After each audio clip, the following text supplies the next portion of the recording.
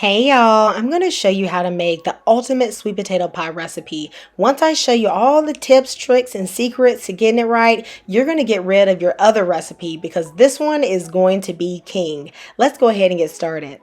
It is a must for me to bake my sweet potatoes for sweet potato pie. I have chosen sweet potatoes that have a little bit of a thinner skin. I find that their skin tends to have these little spots like this and it looks nice and like red, that they're going to be excellent sweet potatoes.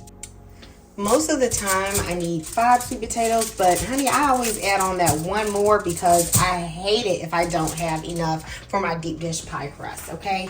I'm going to take a fork and I'm just going to poke these sweet potatoes just a little bit so that they can release their sugars a bit easier. I think it is a must to bake sweet potatoes. It tastes different than if you boil the sweet potatoes. It's almost like, you know, using canned sweet potatoes and saying it tastes the same. Baby, it don't taste the same, okay? We don't need oil because we're not going to use the skin. And let's pop these in the oven. We're going to bake these at 400 until they're nice and soft. It's probably going to take about an hour. My sweet potatoes are done roasting and they are cool enough to handle. And of course, I'm going to peel off the skin, but I am going to show you guys the best and easiest way to address these strings. You see these fibers here? They must be dealt with. You can't just say, oh, I'm just going to make the pie and don't worry about it. Honey, that's why some of y'all, people talk about y'all food, okay? Because you skip the little details. A food processor is going to do you right, honey. Stick those sweet potatoes right in that food processor and let the food processor do all the work. I'm going to probably have to do this in 2 batches. But this is going to effectively just blend all the strings into the sweet potato. And you don't lose any sweet potato this way. You see that? This is smooth, no strings at all. I have 2 deep dish pie crusts. Now it is essential to par bake your pie crust because they will taste very raw, especially on the bottom or at the edges if you don't. So I like to take a fork and just lightly go over the pie crust bottom and sides. And these crusts have just been thawing in the fridge overnight. Of course, you buy them frozen. But I'm also a little extra, so I really don't like my pie crust to be messed up. So I'm also going to add some parchment paper. You don't necessarily want the parchment paper to cover the edges, but I do want it to be on the bottom to help weigh down the pie crust.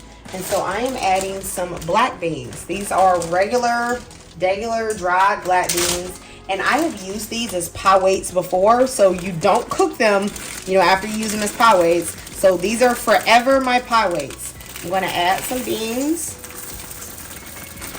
I'm going to pop these in a 375-degree oven for about 5 to 6 minutes. One time when I was going to make black beans, I accidentally cooked the ones from the pie weight bag instead of the fresh black bean bag. And y'all, they tasted so burnt. So guys, do not make that mistake. Once they are pie weights, they are not for consumption. I am going to let this crust cool while I am making my filling. You can actually make your sweet potato pies and like fully bake them up to a week in advance before the event you want to serve them at.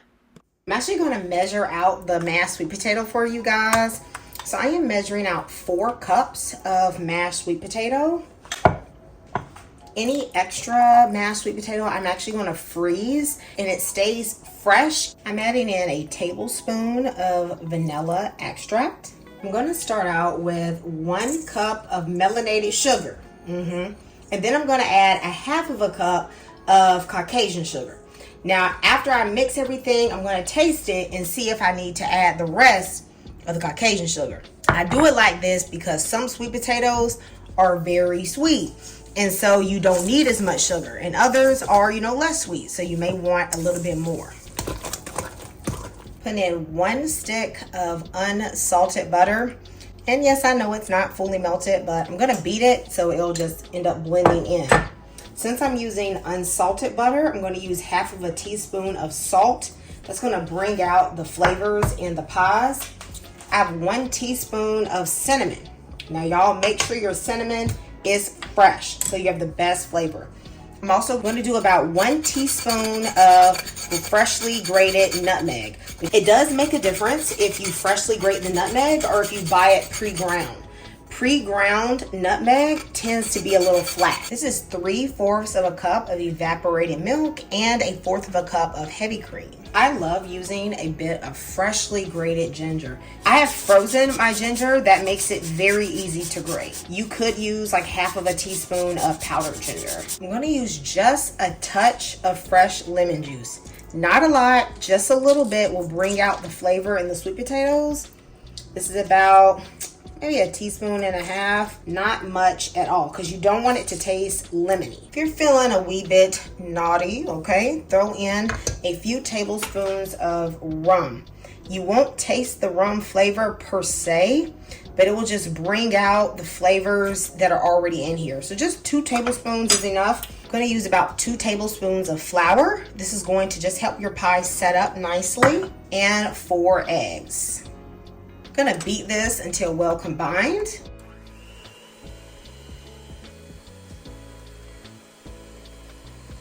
You know, guys, I feel like it needs the rest of the sugar. So in total, I'm using 2 cups of sugar. I'm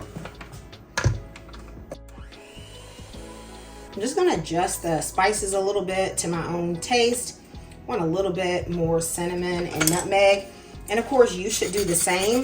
The key here is that you want your sweet potato pie filling to taste like ice cream.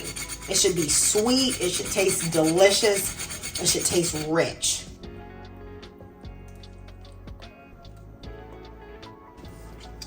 Now let's fill up these shells. I'm going to try to evenly distribute the mixture between both of the pie crusts. And if you have some leftover, don't even worry about it. You can just bake it up in a ramekin. But this should be the right amount for 2 deep dish pies. I'm not gonna have any left over. That's why I like to measure out my sweet potato. It gets it a lot more accurate so I don't have, you know, that leftover stuff. These are deep dish pies from Walmart, like it's the Great Value brand. I do know that some pie dishes are less deep. Like I find that the Aldi one is not quite as deep. So if you use the Great Value deep dish pies, you will get the exact right amount with this recipe. I like to just shake the pies a bit. These pies are going to bake at 350 degrees for about 40 to 50 minutes, or until you see the outer rim of your pie looks set. You know, the crust should be golden, but the middle should look like it has a little bit of a jiggle to it. I baked mine for 45 minutes. It is a must that you have to let these pies set and firm up. If you try to cut into this hot, it is just going to fall apart and be a goopy mess. I actually, you know, I fight off the greedy spirit. So I can even let mine sit overnight and I'm cool, which I actually think is the best because the flavors and the spices really develop overnight. This stores well at room temperature for 2 days or in the fridge for a week. Y'all let me know if you're going to try this recipe, and I'll see you next time in Camirra's Kitchen. Goodbye and God bless.